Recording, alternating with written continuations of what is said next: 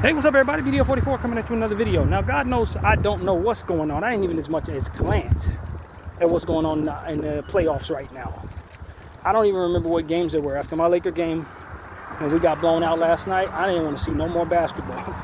So whatever was going on with OKC, Grizzlies, I did see that the Grizzlies were down by 50 at one point, which is not a surprise. But I didn't give a rat's behind about the second day of NBA playoff basketball. Once the Lakers get their butts whooped like we did, this is how this goes for me. I ain't watching nobody else's games. I'll watch all the games on the first day. And if the Lakers play on the second day, I'll watch the games that lead up to our game. If we lose, I'm not watching another dribble, not another highlight of another team. It's never, when I say never, I don't think I've ever actually sat through a basketball game after the Lakers lost. And that second TNT game or whatever, if we played the first one and we lost, I ain't sit through that crap. Never. And so that's kind of how I feel. It's just like, man, my team is the only team I really like. All the rest of you teams, I have no interest in, really. It's just how I'm wired. And so it was very easy for me to leave the house today and not think about them games. I may glance at some of the games after I get home tonight. It's far enough removed from our loss. But as of right now, I don't know what's going on with the Orlando game or the Miami, Cleveland. I don't know what's going on with that crap. I have no idea. Don't care, to be honest with you. But what I can say is that I watched the games prior to the Laker game, and there's some things I can talk about there. The Indiana and the Bucks, Dame is supposed to have come back, but he didn't. But I guess he's going to be back game 2 or something like that. They cleared him to play, but didn't play him for game 1. I still think that the Bucks are going to probably be at a disadvantage when they have to shift back to Dame ball. And the longer they wait in this series, the worse it gets for them. They already dropped game 1. They did have a huge deficit that they came roaring back in, but they weren't able to overcome the Indiana Pacers. And that was pretty much as I could speak to, because I didn't really watch too much of that game. The Nuggets and the Clippers was one of the best shot-making playoff games I've seen, like, period.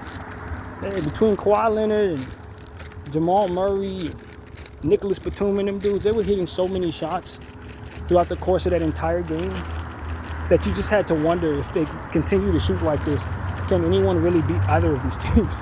That's what I was thinking. Like, yo, is anybody going to out-execute either of these teams actually? And the way the Clippers have been executing lately, even in the Golden State game, was extremely impressive. If they keep shooting as accurately as they've been shooting, things could change for the Clippers in a major way. A major way for the better. Because I don't ever remember any Clipper team shooting as well as they did in game 1.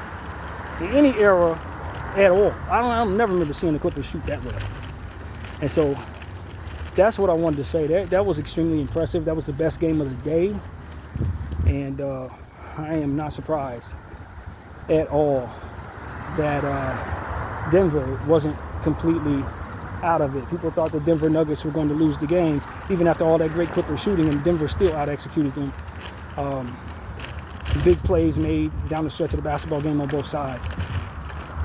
And you got to give credit to the Denver Nuggets for beating the Clippers in a game that I don't think too many teams would have. So that's going to be a long series. I picked the Clippers to win it in 6. I'm not going to change my pick. And quite honestly, I don't know that I should, because the Clippers played amazing. They played good enough to win against most teams. They just couldn't overcome the Denver Nuggets' excellent execution down the stretch of like the last couple of minutes. That game going to overtime? I honestly don't remember. But yeah, whatever the case may be, down the stretch, the Denver Nuggets just did a little more than the Clippers. But I still think the Clippers looked about as amazing as I've ever seen them shoot, like ever. So that's probably the greatest performance I've seen in a loss in a long time. So yeah, that's what I thought. That game was amazing, fun to watch. 2 ops that Laker fans hate, but I promise you, there was no better basketball played yesterday.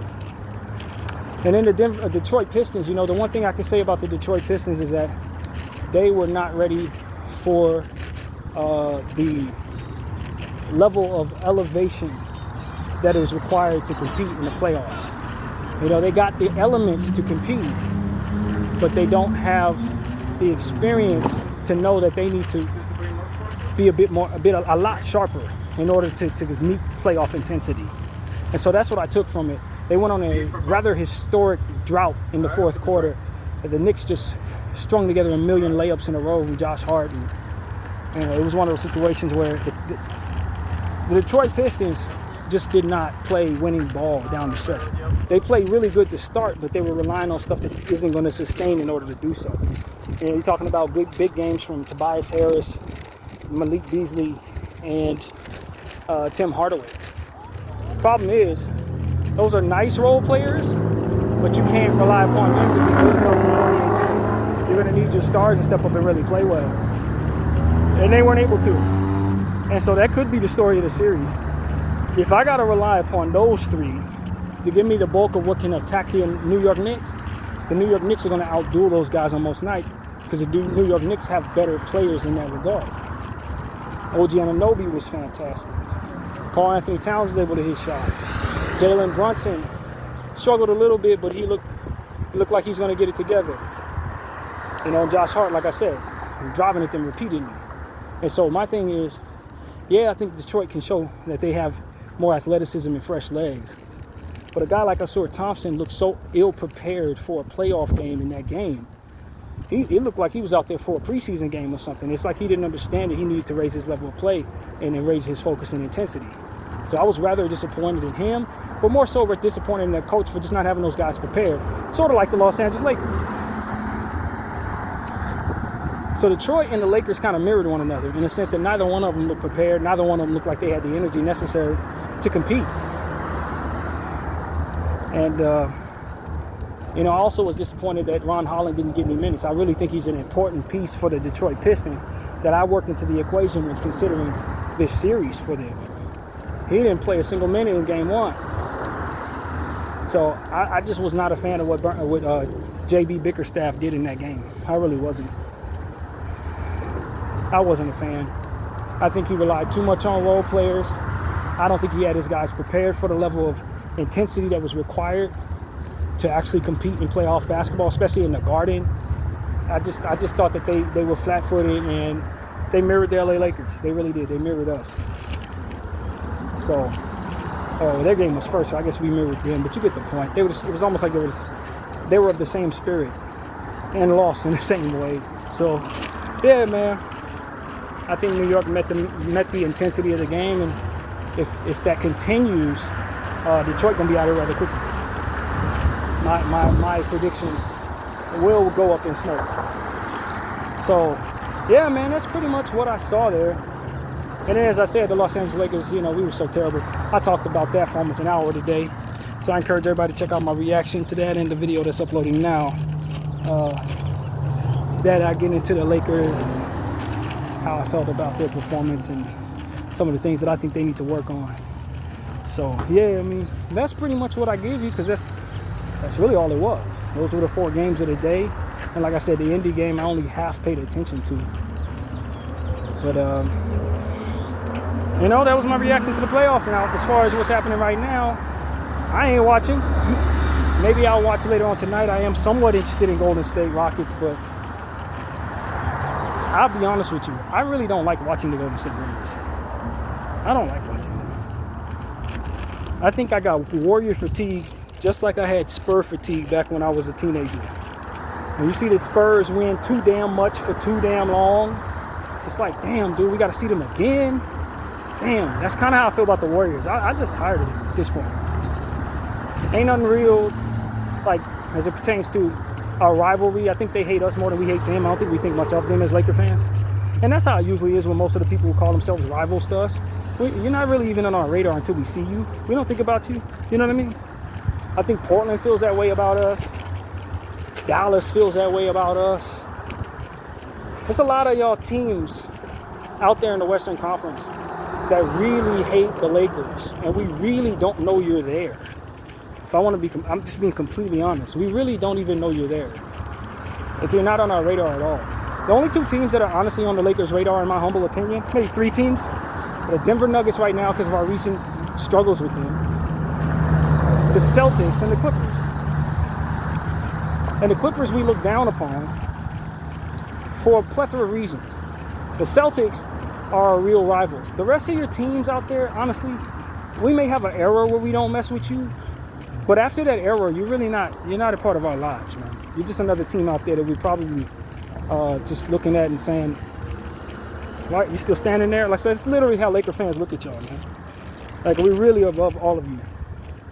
Now, I know you hate us for it, but like 17 championships, city of Los Angeles, constantly getting superstars will make you feel the way that I just described if you have that in your life and you're a fan of that. Like, you just like, these teams can't even see us, bro. Even if they go on a streak of winning championships, they can't see us. Like, look at the Chicago Bulls, for example, or the Golden State Warriors. Y'all had an era of championships. Y'all won a lot and look down on a lot of teams in this league. You do understand that we don't even see you there, and you're down there with the rest of them. Like, literally. I'm just being honest. Phoenix, teams like Phoenix hate us. Who else? Utah hates us. Sacramento. Y'all still standing there? Like, literally. There's only two teams or three teams in this league. It's the team that we're dealing with in the current moment, for which once that era is past, they're in obscurity too. Denver is only going to be mattering for as long as they're able to be good in this era. After that, they're going too.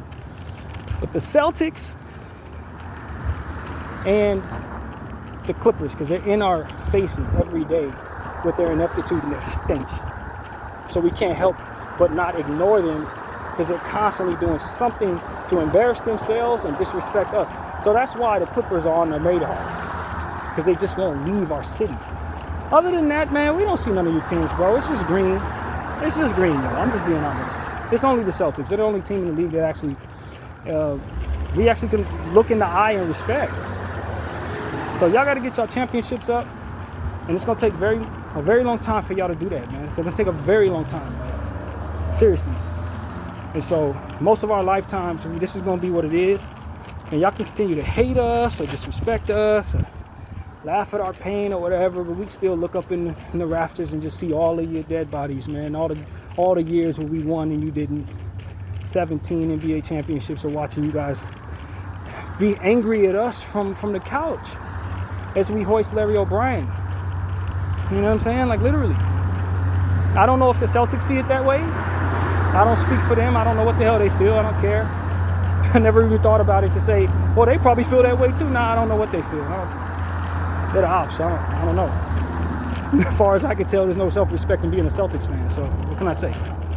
I don't know what they feel. But at the end of the day, that's what I feel as a Laker fan. And that's how a good portion of Laker fans feel, man. We think we're entitled to a lot. And I think that we've earned it based on having all this greatness in our uniform for so long, man. Winning championships with this greatness at that.